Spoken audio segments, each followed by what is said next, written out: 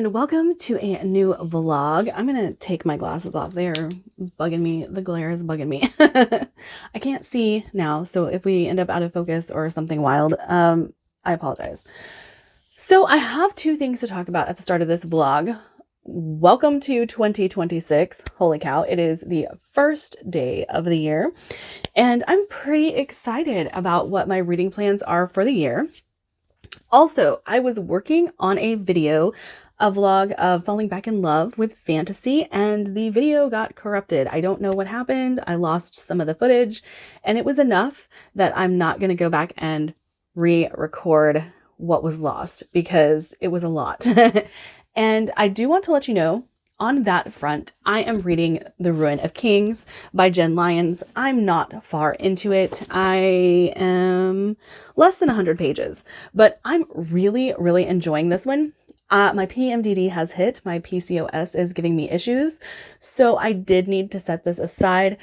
Same goes for the next book that we need to talk about. I started Song of the Huntress, and this is my patron read-along for December, and I'm halfway through it. I'm really enjoying it.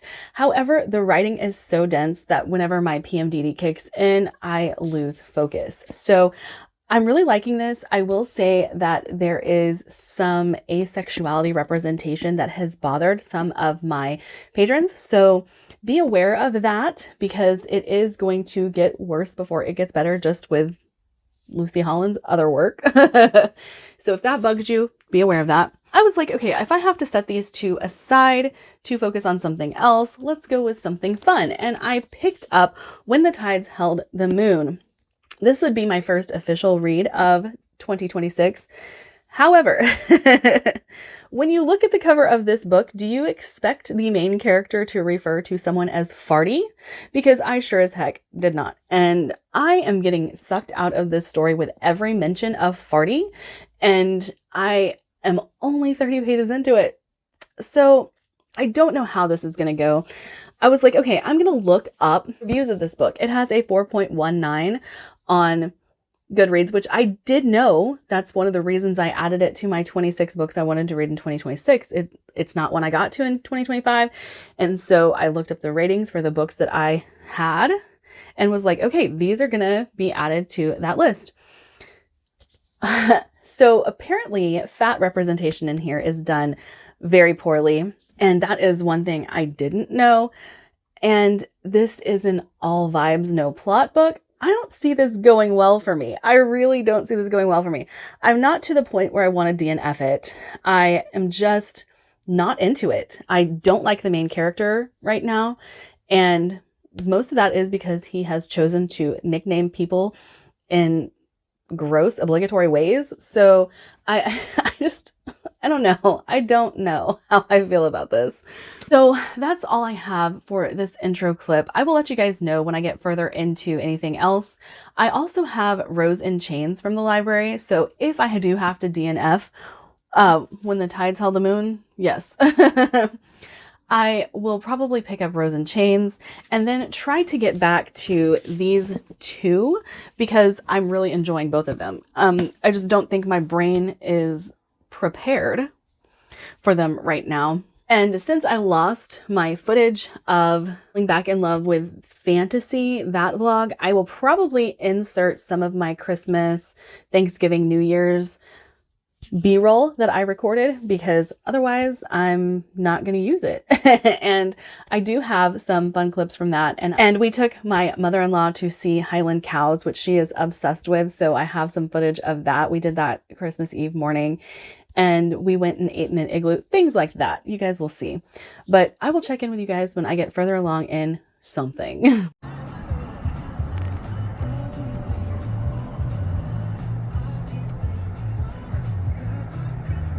Hello, YouTube.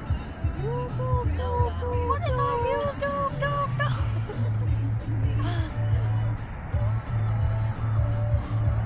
I'm gonna lean in. Don't edit us out. I'm not any person.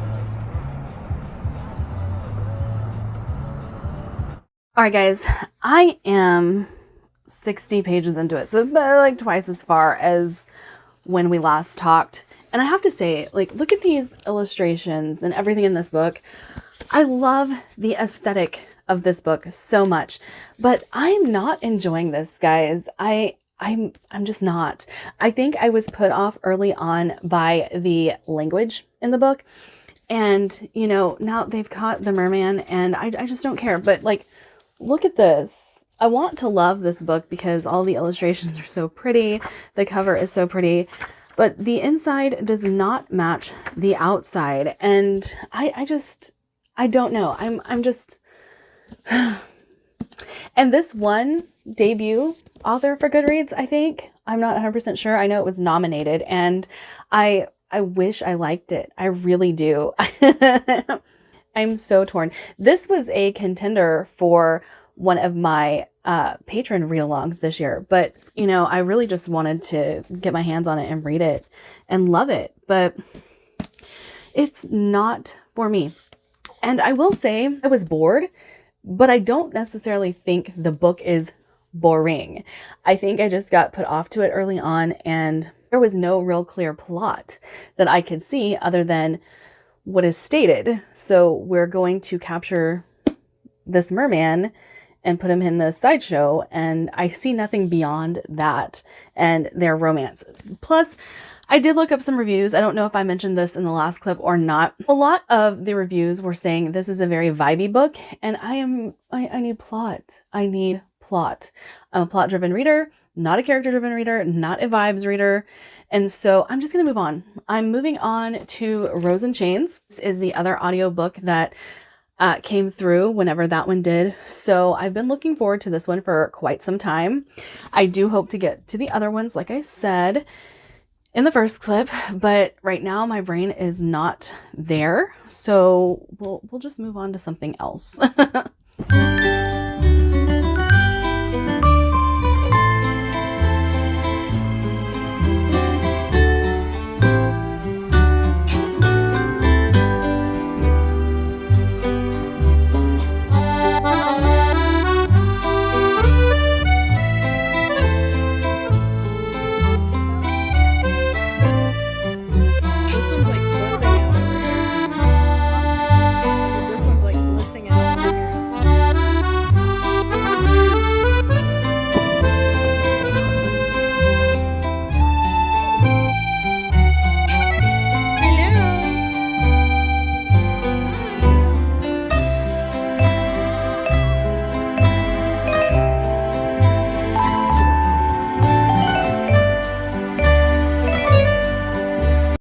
I am happy to report that Rose in Chains is going so much better than my last read. I'm a little bit over halfway through this, and I have to say, I am liking this story, but I'm only liking this story. I'm not loving it. I'm not fully invested in it or anything like that. And there is a slave-master type of relationship set up in here, but there is some background with these characters that has been established previous to the master-slave thing happening. And I don't want to get too far into that because I don't want to give any spoilers, but it's well written. I do think the characters are, if not likable, are enjoyable to follow. And that's basically all I have to say. I'm not completely obsessed with this. I'm not hating it. I do think that this is going to be like a 3.5, 4-star for me. So I don't see it being like a favorite of the year or anything like that. But I am having a good time. So I can't say that yeah, Draco and Hermione books have swept me away thus far. But that's basically all of the update I have to give you guys. That's one of the things that like a lot of us booktubers or book bloggers, book reviewers in general, that's why we hate the 3.5. Even though the books themselves were entertaining and we had a good time with them, there's just not much else to say about them. So it makes them very difficult to review.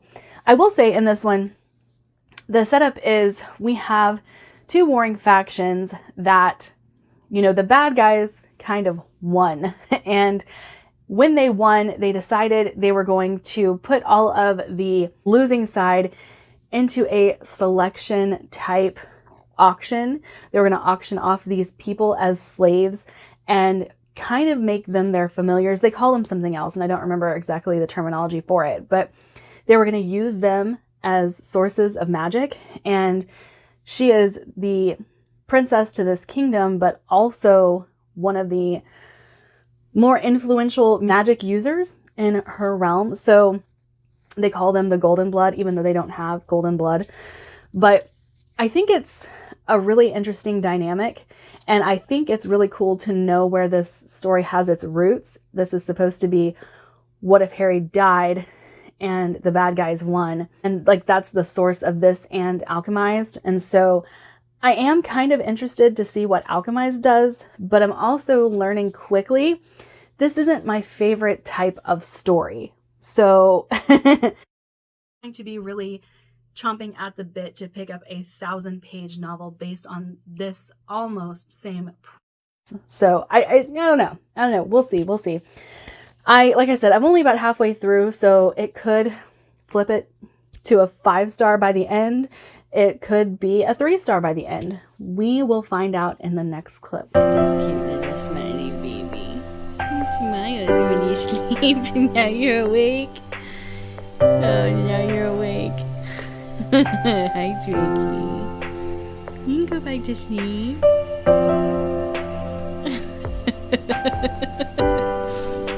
What? All right, I am back. I have finished Rose in Chains by Julie Soto, and I have a good update for you guys. There's a very pivotal moment in this book that really elevated this story for me, and I think I'm going to give it 4 stars. I really, really enjoyed it. I do think that the whole slave-master dynamic is a little bit too much for me. However, in this book, it was done pretty well. There is an established relationship between these two characters before the story takes off. We are getting flashbacks to their past. And so it doesn't feel like a whole slave-master type of relationship. He does have to put on a front in public, so some of those scenes are kind of hard to read, but she understands that he has to put on a front in public just as much as you, the reader, understand that he has to put on this front in order to keep their position within this story. And I don't want to spoil anything. There was a couple of very pivotal moments from the midpoint on that made me like this book so much more than I did when I first started reading it. So yeah, I'm gonna put it as a 4-star. This was a 5-star prediction for me. I do believe very recently I posted that video based on the fact that I love these two characters, the fan fiction. I've never read anything fan fiction-y from them, but I have always loved the Hermione and Draco ship, I guess you could say, because there could be a lot of passion there. There could be a hate to love relationship there, and you guys know I'm an enemies to lovers fan anyway. But I really ended up enjoying this. The way this starts off is the prophecy was a lie, the chosen one is dead. What do we do now? Things start to devolve very quickly. We start looking at ownership of people and them becoming like these familiars. I can't remember what they call them though. Anyway, that's not important, but they tie their magic to this person, which is usually a bond done in marriage, and it helps to boost the other's power so they can draw from each other. And like, you can see some threads being laid out for this series. You can see some things that you kind of start to pick up that are going to come into play. The ending of this book was really good. I did see it coming. There was a couple of moments that tipped me off to this is where we were going. And of course, if you know what the fan fiction is a fan fiction of, you kind of know where some characters are leaning in this story. You can draw your own conclusions by what you know of the story that came before. But I'm very surprised that, you know, the beginning of this, I was kind of feeling like a 3.5. I'm landing at a solid 4-star. Now, I have absolutely no idea what I want to read. I kind of want a break from romance, but I also am looking at Shield of Sparrows, and I really want to read that. I have the Ashfire King. I want to read that. And I have Kill the Beast for my Patreon read along, but I like, there's so many books that I have put on lists recently that I'm so excited to get to. Obviously, my Q1 TBR, I'm really excited for my 1 to 10 challenge. I'll link all of these down below for you guys, but I am just very excited about reading again. I think the new year kind of sets that in all of us. We can start over from scratch. Everything is new. And yeah, not behind on anything as of yet. I will let you know what I choose in the next clip because I'm ready for bed. There we go. Hey.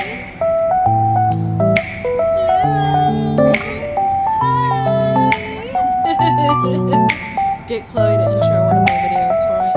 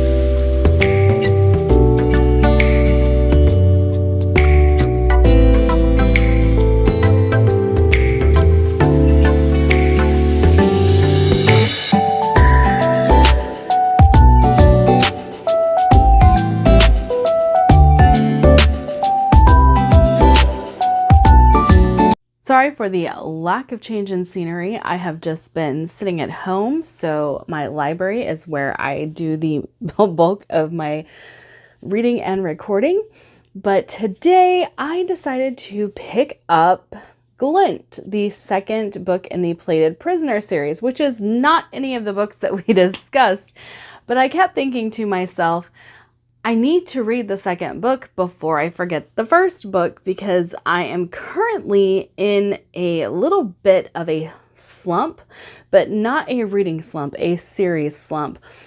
I have started first books in series and then haven't moved on, or I have particular books that I've put off and now I don't remember what happened in the first book, and I don't want to fall into that pit with this series. So as you know, with Guild, I really enjoyed the main character, but I wasn't a big fan of the story in particular. And so I wanted to go ahead and continue, see where this whole thing went. I really love a slow burn romance, and I've heard that this is one of the best slow burn romances. I'm about halfway through this book, maybe not quite halfway, and I'm really enjoying this one. This one is very different from the first one. We're still traveling. That is something that I don't like in books, but it's not bothering me too much in this one because of the character interactions that we are getting along the way. This one I feel like could definitely hit that 4-star mark, maybe even 5. Right now I can't say it's giving me 5-star vibes, but it could. It's something that could happen. I am really liking the main character still. I'm liking that things are being pointed out to her that what she believes is not correct. And she's starting to think about that.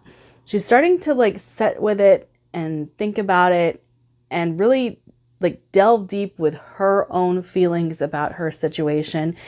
And I like that a lot, especially since she's been through so much trauma and the person that she's relying on to save her in this situation is a king who has also abused her, but not in the way that she is used to being abused. So it doesn't feel like abuse, it feels like protection.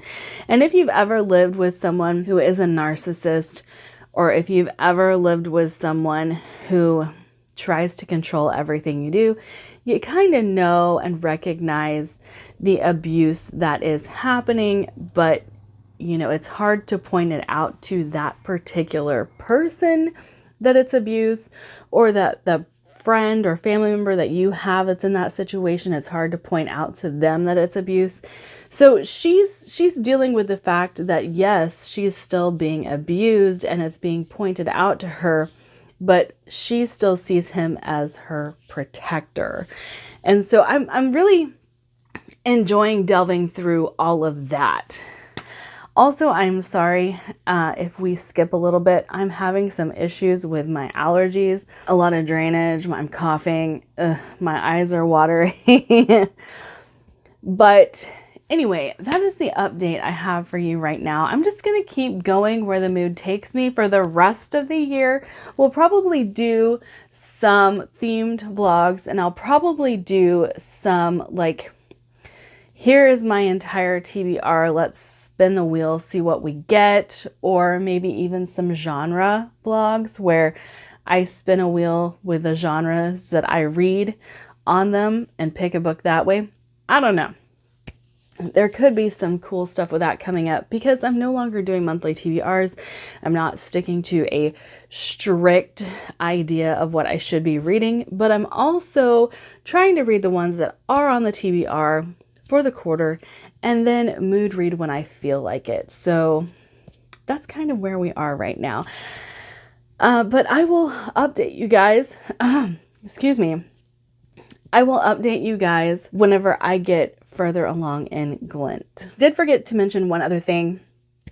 I did pick up Song of the Huntress again and tried reading it. I think I got like a chapter or two in, and I wasn't vibing with the dense writing style. My brain's just not there right now. Like I said, my PMDD has kicked in. It's not giving me too much brain fog right now, but it's also making me want something that doesn't take work, if that makes sense, because my body is working on overdrive. My hormones are working on overdrive. Everything kind of hurts, and I'm running the risk of a migraine. So I'm trying not to delve too deep into something that's going to be dense and meaty, and I have to think about it and things like that. So again, another reason I picked up Glint, because I don't really have to think about it. It's mainly about this girl, her trauma, and building relationships, found family, things like that. So it's less of a dense read than Song of the Huntress. But I'll see you guys in the next clip.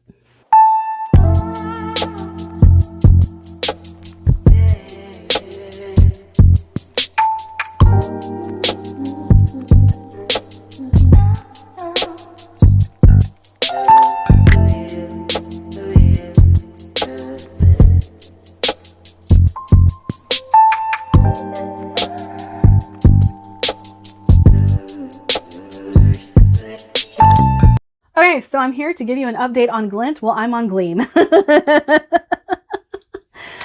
Yeah, so I finished Glint. We got to the reveal of the last reveal, and I had questions. I needed to know. I want to know what happened.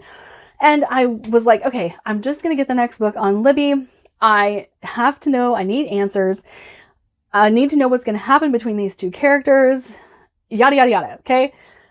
9 weeks. 9 weeks is what Libby said. So I used an Audible credit and I got Gleam. I'm now like halfway through Gleam. And let me tell you, the character work in these stories, or in this story, in this series, is absolutely fantastic. The plot is so good. And I'm just eating every moment of this up. Every single moment. Am I going to finish it today? Probably. Am I going to pick up the next book? I don't know. Maybe. I'm kind of loving that about making the decision to mood read as opposed to give you guys a solid TBR every month, this gives me the freedom to complete this series if I want to. And I think I might want to. I don't know.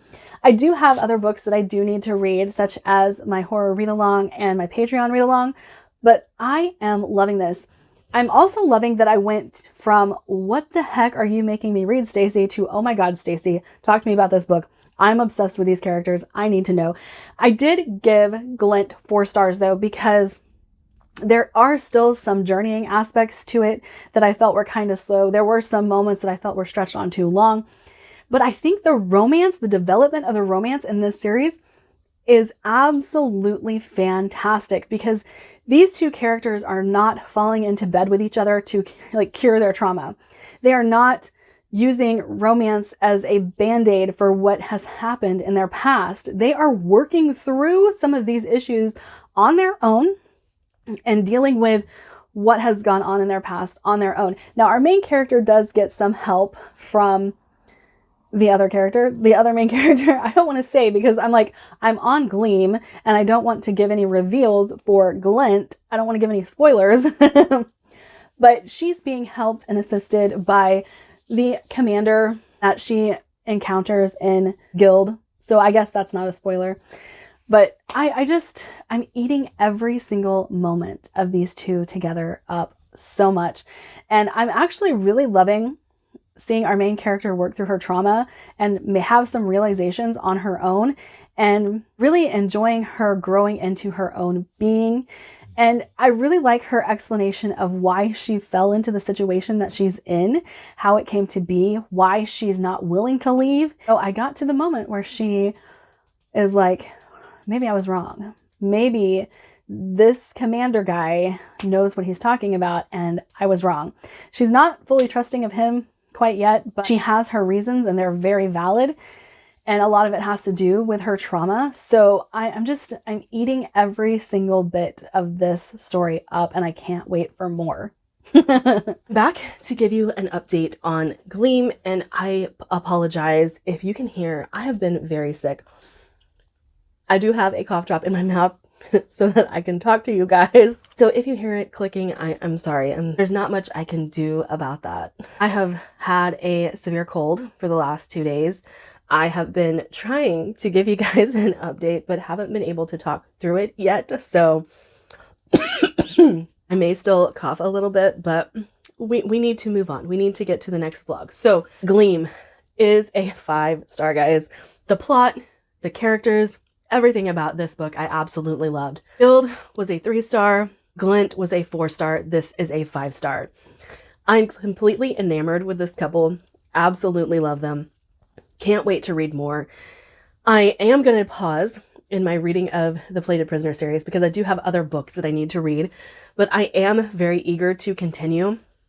And I do think that this is a series that I will finish this year because I love everything about these characters. I want nothing but the best for them. I think that they deserve the world. And there are certain plot points in here that I wonder how they're going to line up with the events that we know are occurring elsewhere in the world. And I think that that could have really big, really interesting repercussions down the line. And I hope it starts to play into that, especially with the way that this book ended. I have loved watching our main characters grow and our female main character grow into her own power. My head is a little muddled, so I cannot think of her name. Which on the best of days, I have issues with names in fantasy books to begin with. But I absolutely fell in love with this series and this couple in this book. And I just can't wait to continue on with it. Well, the struggle is real trying to record a video while you're sick. But that is it for me today. I'm going to wrap up here. I can't talk much and I do need to start the next vlog. So I hope you guys had an excellent first couple weeks because that's what it turned into of the first of the year. And I hope to see you guys in the next video. Bye.